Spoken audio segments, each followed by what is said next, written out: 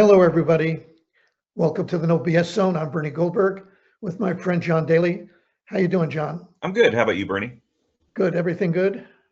Yeah, going well. It's starting out to be a nice summer. Been doing a lot of outdoor stuff lately. Good, good. I want to start out today talking about a subject that trumps certainly his most loyal supporters and even people who simply voted for him. A lot of them don't think is an important topic, and that's his use of vulgarity and crudeness in public.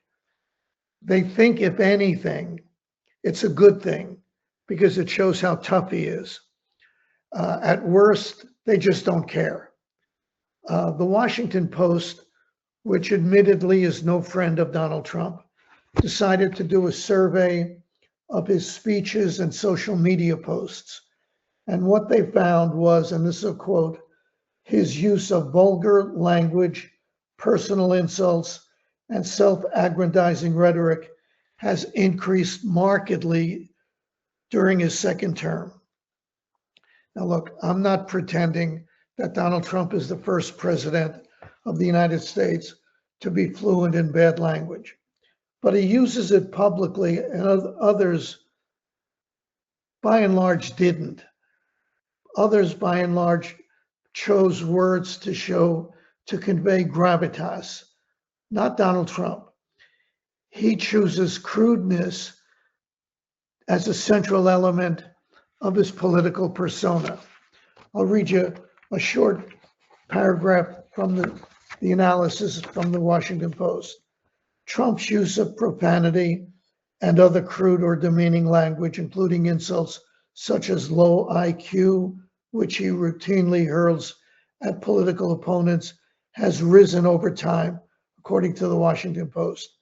In the first 1.5 years of his first presidency, about 40% of his speeches contained at least one vulgar term, compared with at least 93% in his second term.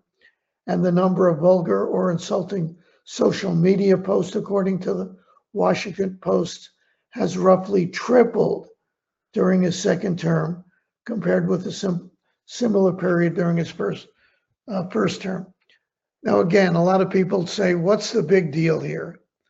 What's the big deal? I think it's a big deal because it's one thing if I use bad language, even publicly, or if people watching us, if you do. It's quite another when the President of the United States does. If I'm wrong, John Daly will tell me. I'm curious to see what you think, John. Yeah, no, I agree with what you're saying, and I think that the difference, whenever this topic comes up, I've seen it come up other places. People will make the comment, I've had, bosses that swore all the time. It was no big deal, and I get that, but Trump is not the boss. He's our employee. He's a public servant. He works for us. So you tell him that, by the way, John. What's that? You tell him that. Oh yeah, he doesn't believe it, but it's true. I mean, it's any elected leader like that is a public servant. They work for us. So that's what makes it different, and that person is an important representative of your country. So it is important how they conduct themselves. But yeah, I mean, just the swearing and this other stuff. It's very as you described, very emblematic of who he's always been. By design, he's never really conducted himself as a leader for all Americans, but rather as the leader of his team, the MAGA faithful, the people who still support him now, and the people that will support him no matter what. And like you said, those particular people like Trump being vulgar and being combative and being a fighter. And at this point in his presidency, I think what may have changed is with his approval ratings continuing to drop. I think he's just maybe kind of more phoning this stuff in a little bit. His presentation to the public. I think he's more comfortable giving the MAGA people this persona they like, because why not? You only live once. It's never gotten him in trouble in any way, so he's just kind of keep going with it. He doesn't care. Is the central point of this and everything else about what he says and does. He doesn't care what you or anybody else thinks. If he wants to do it, if he wants to say it, he will. A Princeton historian has said that Donald Trump is easily the most profane president in American history. Okay. Publicly, anyway. Publicly, I should have added that. And I would think Donald Trump would agree with that. I would think he would probably thank the Princeton University professor for letting the public in on that. These things don't matter to him. No. But there's a method to what this supposed madness. There's a method to this. And the method is he's sending a message to anybody who might not be sufficiently loyal to him. And the message is, if you aren't sufficiently loyal, you will come in for this kind of attack. I will publicly humiliate you. I will say that you're a loser, that you're stupid. I will curse you. And if you're willing to put up with that, then maybe you don't have to be loyal to me. But if you're loyal to me, you will be spared my wrath. I just think this is a terrible thing. It is. It is. I mean, the retribution stuff, the threats. I mean, he has effectively, turned the Republican Congress into just a bunch of servants, a bunch of flatterers, a bunch of fawners. They don't hold, there's a couple of exceptions, and now people that have lost their primaries. You see Bill Cassidy, now he's standing up finally to Trump after Trump sunk his primary hopes. You have a couple other people, but yeah, I mean, the fear was real. I mean, he could end. He doesn't have that kind of power over Democrats, but he has that power over Republican politicians. He could end anybody's career anytime he wants to. We see that going on in Texas right now between Cornyn and Paxton. Cornyn's been extremely loyal to Trump, maybe just a hair less than Paxton. And now Trump's throwing John Cornyn under the bus, saying he's always been disloyal to me. He hasn't done these things that I wanted. So there's really no winning. I feel like all along, and I've been writing about this all along, Republicans should do what is right, and almost always they do whatever Trump wants them to do, and a lot of them end up paying for it. It's never enough. Because they're afraid. They're afraid of. Okay, this segues into our next topic. Trump doesn't care about this. He doesn't care how it affects him and the polls, and the polls are disastrous for Donald Trump. One of our subscribers wrote an intelligent post saying, "Why did I quote the New York Times poll? The New York Times is you can't be trusted." Well, how about the other million polls that say the exact same thing as the New York Times poll? He's underwater in every category. His strong suit, the economy, he's underwater as far as the economy goes. He's underwater as far as immigration goes. This does not bode well for his party. And you, John Daly, have said all along from the jump, he doesn't care how it affects his party. If he wants to say it, if he wants to do it, it's going to happen whether it helps or hurts the Republicans. And as of now, I can't help but thinking it's going to hurt the Republicans significantly in the House. And there's a good chance, well, let me rephrase that. There's a chance, not a good chance, but a chance that Republicans could lose the Senate too. And I'm starting to agree with you, John. I don't think he cares. No. And so just to go back just to something you mentioned earlier about the New York Times poll. I think there is sort of a misunderstanding about how these polls work. So the New York Times doesn't actually conduct the poll. They subcontract it out to an actual legitimate polling agency. That's the same with all of these networks. So when people say, well, you can't trust, this because the network, the New York Times leans left, or you can't trust the Fox News poll because they lean right, that's not really how it works. But you're right. I mean, just you look at I was looking at the Real Clear average, I think it was last night, and he's under 40% in the average. So it's not just, it's not just one or two polls, it's across the board. But anyway, yeah, I think the GOP is probably in store for a crushing defeat in the midterms. And they might be able to hold on to a few unexpected seats because of this, gerrymandering stuff. They've been kind of on the winning end of that lately, as compared to the Democrats. But they're still going to lose the House. They may lose the Senate, and you're right. I don't think President Trump really cares. I think he'd certainly prefer that the GOP maintain its majorities in Congress because, like I said before, Republicans never challenge him on anything, including his abuses of power. So why wouldn't he want that? But at the same time, I think he's perfectly at ease with Democrats winning a branch or two in Congress back. When they do, he'll blame the Republicans who lost for not embracing him tightly enough. He'll say that's why it happened. But anyway, Trump doesn't have a legislative agenda. He knows he'll never get an impeachment conviction. He'll never have the numbers for that. But he will be. But he will be impeached. I think he'll be impeached. Yeah. But the Senate won't. There won't be the 2/3, whatever it is, majority, 60%. I can't remember what it is. But whatever it is, they won't get it. Democrats won't get it in the Senate. But yeah, I think also. I was going to say one thing. I think he also, when the Democrats are in power or have some kind of power back, he can blame them for stuff that's going wrong, and he can't do that right now because Republicans hold everything. Well, this gets back to a central point of our discussion today and of his entire presidency. He doesn't care what anybody thinks. If he wants to do it, he's going to do it.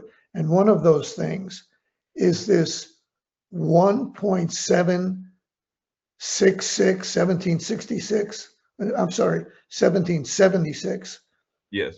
A fund, this fund to fight what he considers democratic warfare against good, decent, honorable Americans, like the thugs who attacked the Capitol on January 6th.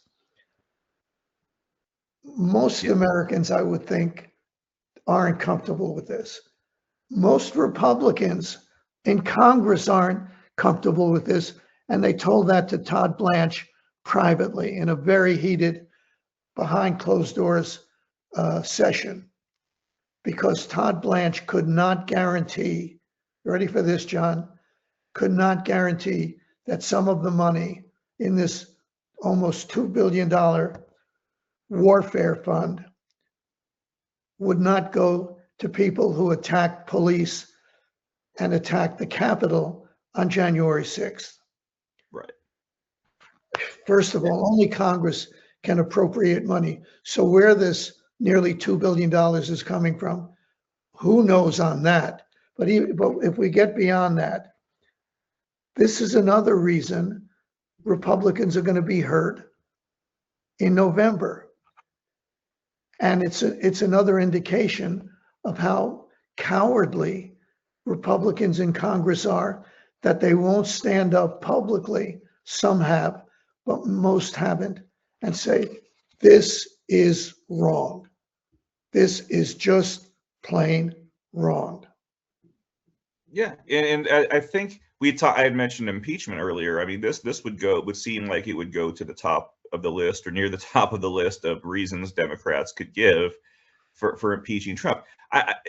There is some sort of clause in the 1950s that allows an executive. It was set up for something completely different, of course, which is always the case with these legal loopholes. I think what he's doing here might end up being legal, but something doesn't have to be illegal in order to be impeachable. It's an abuse of power. But you look at all these people. I mean, we've already have a lot of people who've signaled that they're going to be applying for this fund, and they include lots of January 6th criminals, like you said, including some of the worst ones, convicted seditionists, sex traffickers, people who've molested children. They've said they're going to. Some people are in prison, saying they're going to, apply from there. Others on the list, just kind of a clown show of stop the steal folks like Mike Lindell and Tina Peters. Blago is apparently going to apply. The former governor of Illinois, George Santos, Bernie, is on the has voiced his interest in applying. I even saw where OANN, the One America News Network, they were one of these networks that got sued for putting false, fake stolen election claims, about the ballot boxes, all that stuff. Fox News got in trouble too, but Owen has actually said they may actually apply for this fund to get back money that they had to pay out, because they were treated unfairly. So let's be clear, John. The yeah, people, you could apply, but that doesn't mean you're going to get money. But the that's people who true. will make the decision are people handpicked by Donald Trump. Right. Right. I should mention that. So the details are pretty remarkable in all of this. So like you said, Congress will not be part of it. There will be a 5-member panel deciding which people get money and how much they'll get. That panel will be created by Todd Blanche, who is the acting attorney general and Trump's former personal attorney. Trump himself will have the ability to fire anybody on that panel who he doesn't like. So if he doesn't like that they're not giving money to certain people, he can fire them. So I think that oh yeah, one more part of this. I thought so. Running the people running the fund, they will not be required. The federal government will not be required to disclose which individuals receive money and how much they received. So there's not really even that transparency. So I would expect a number of. You can't make this up. No, it is just blatantly corrupt. And because of this lack of transparency, you have. I very much assume some very Trump associates, maybe some Trump family members, will be applying for this and getting big bucks out of it. I mean, it is just in your face. I'm going to be president for the next couple of years. It doesn't matter what I do. I'm just going to try to milk this for whatever I can. And just imagine if Joe Biden was president and he set up a fund like this and he was directing money to Antifa rioters and Black Lives Matter rioters. The right would be furious, and rightfully so. And it's amazing that more people aren't furious about this, but so many people, Trump supporters these days, I don't want to lump them all, but that's how I'll call them the Trump loyalists. I don't see anybody complaining about this. They think it's just something that it's, well, if he wants to do it, we'll let him do it. And it's not good. People who watch, I'll pick just one channel, the opinion people on Fox. They watch because they like what they're hearing, and what they're hearing is designed to make sure they like it. In other words, the Fox executives know what the people watching want to hear, so that's what they tell them. Okay, you would hope in a better media landscape that people who give their opinions also have to be fair. We know that hard news people have to be fair, but people who give their opinions, they have to be fair. So as you said, John, if the right would criticize Joe Biden for doing something like that, for giving money to Black Lives Matter, victims of, this or that, then they should also criticize Donald Trump for doing what he's doing. But it is just not happening. It's not happening. The media people are bootlickers. They're sycophants. They are embarrassments. Sean Hannity he's entitled to his opinion, but on Air Force One coming back from where was it, Korea or someplace, he's in the back. He's not with the media people. He's standing in back of Donald Trump. He's an advisor to the President of the United States of America, an advisor. He's not the only advisor. If he's giving advice to the president and the advice turns out to be a big mistake, does he go on the air and say, that was on me? I gave advice to the president. Turns out we're in a war now. We shouldn't have been in a war. It's on me. No, it's all corrupt. It's so corrupt. It depresses me. I don't feel like being depressed. So let's move on to a final subject, which is about the culture. The left, this ought to please Trump supporters, that we're not only bashing Donald Trump. We're equal opportunity people out here, Bernie. Yeah, I mean, the left is in a tizzy because the Stephen Colbert show was canceled. This is a big, big disappointment to them.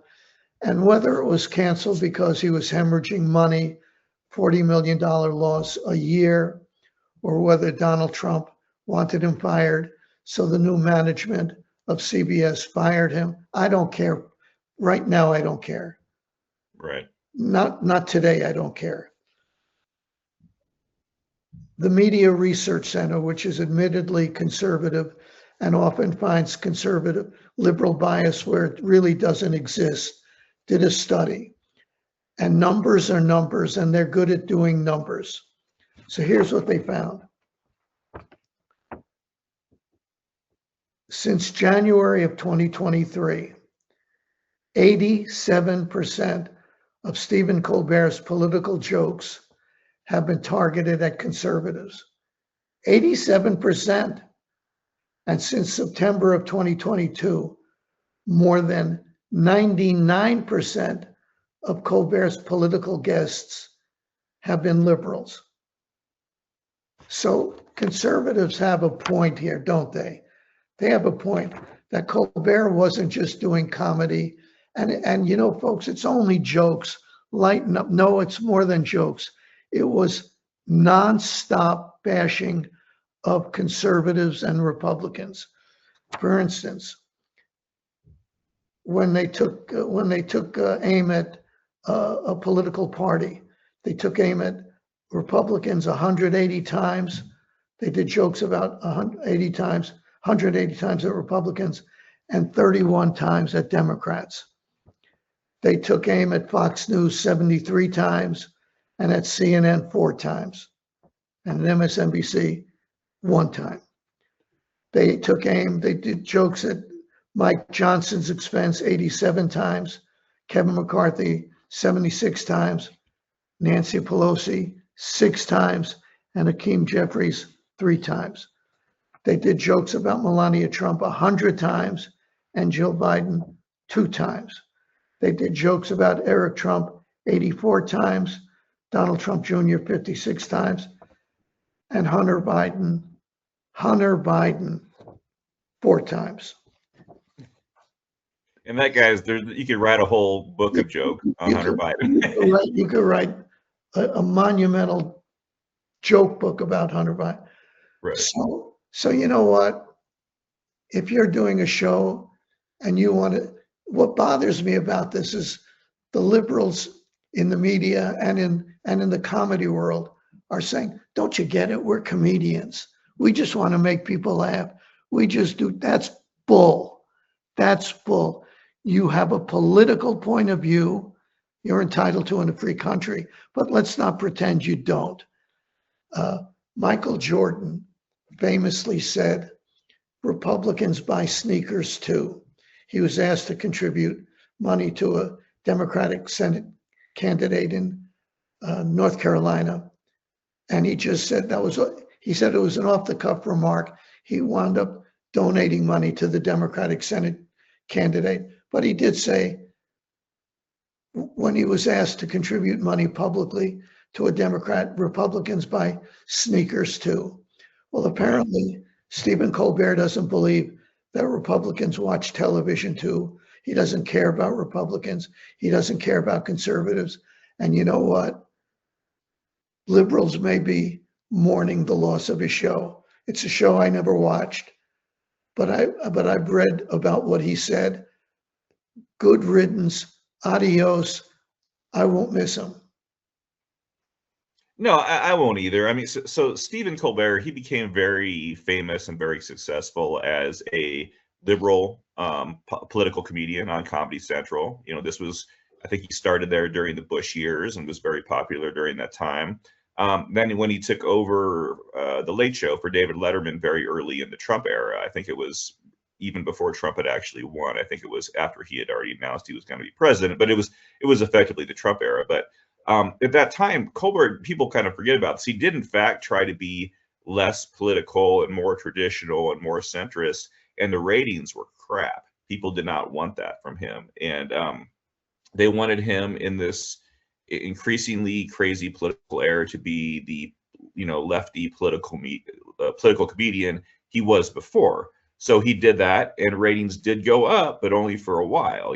I think after over time they went back down, and I think people were just kind of part of it was people getting tired of the shtick. It's when you're only appealing to the lefties, you can only go so far as how big you can get in the ratings. But I think a lot of it too was just the end of the late night comedy show era. We live, none of these shows are doing particularly well. We live in a much different time than when Johnny Carson was the king of late night, and there were only three major networks to choose from. Now we have the internet. People can watch, whatever they want when they want to watch it. So yeah, I think he had a lot of things going against him. I do have there's a lot of lefties on the Daily and the extended Daily family. Bernie, I don't know if you know this, but I have a lot of East Coast dailies who just love Stephen Colbert. They think he is culturally important. They think he is a kind of a warrior, political activist on the left. He's their guy. I know they're very upset about this. I couldn't care less. I've never thought he was funny. I thought he's always been unfair, and then hid behind this whole I'm just a comedian shtick that you talked about, where they'll take out a weapon and hit the right with it. But then as soon as somebody hits them back, well, I'm just a comedian, so like you described. So yeah, I'm not going to miss him. I don't think he's an important person in our country any more than anybody else. I agree with that, John.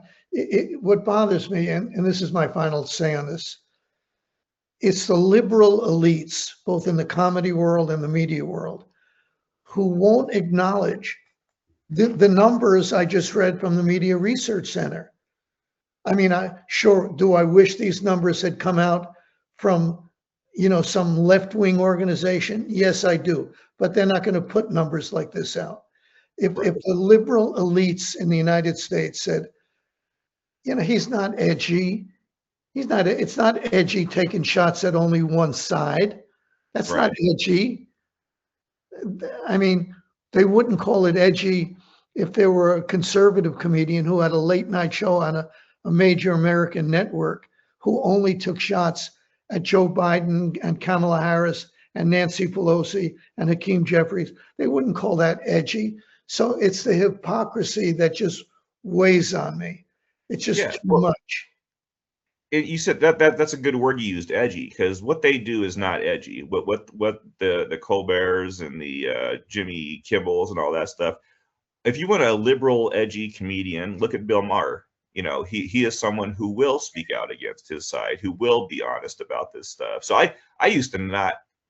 There was a time when I couldn't stand Bill Maher, and he's changed a lot. He has changed a lot since like the Bush years and all that stuff. He is sort of been very introspective, I think, just in how his side of the aisle has acted over the years and has gotten worse.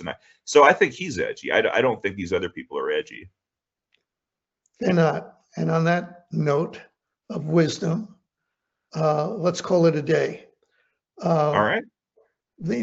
As we record this, voters in Texas are going to the polls, and we'll know if Paxton, the Attorney General Paxton, who was the Trump endorsed candidate, or Cornyn, who, by the way, John, just one more thing. He's going out there now saying, Donald Trump said I'm his friend. I mean, it's like Donald Trump didn't endorse you. I hope you win. Right. But have a little dignity. Don't grovel. Just don't freaking grovel. It's embarrassing. All right. Yeah. You can tell I'm sick of it all today. Bye-bye. Bye, everybody.